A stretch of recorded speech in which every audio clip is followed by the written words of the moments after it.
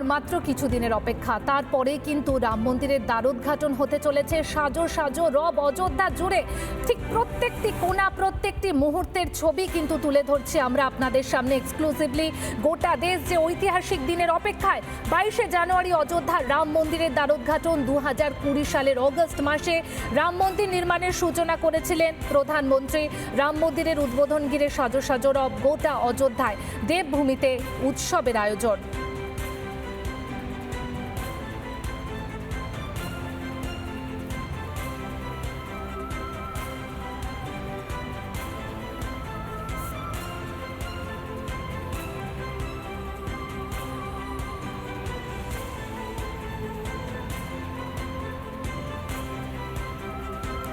বাইশে জানুয়ারি রাম মন্দিরের প্রতিষ্ঠা। মুর্শিদাবাদের ভাটপাড়ার গ্রাম থেকে সাইকেলে চেপে অযোধ্যায় রওনা। অযোধ্যার পথে বাংলার ছেলে রকি বাগদি।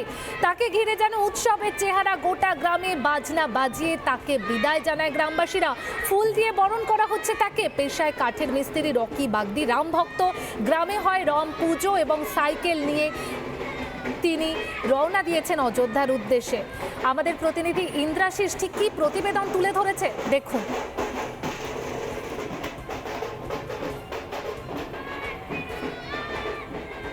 মুর্শিদাবাদের জীবন্তীর উগ্র ভাটপাড়া, সেখান থেকেই রকি বাগদি সাইকেল করে রওনা দিচ্ছেন অযোধ্যার উদ্দেশ্যে।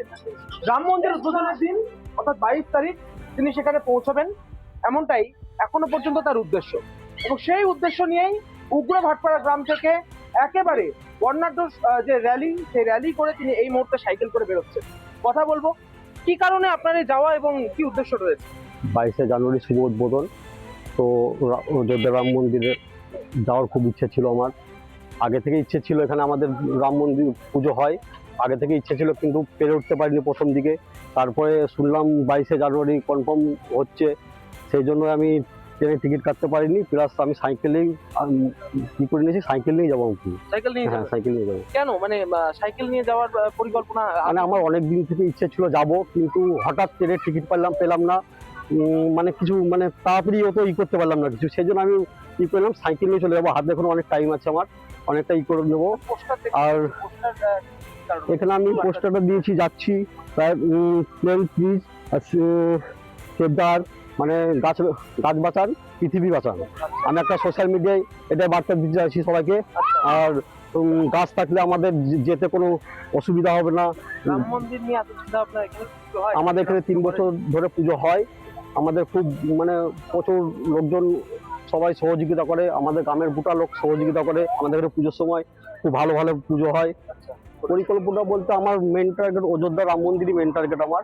তো আমি যাব, এবার থাকার তো ব্যবস্থা করে, তো কোনো কিছু করার নেই। ট্রেন নিয়েছি আমি, অনেক কিছু আছে যাওয়ার জন্য, মানে থাকার জন্য।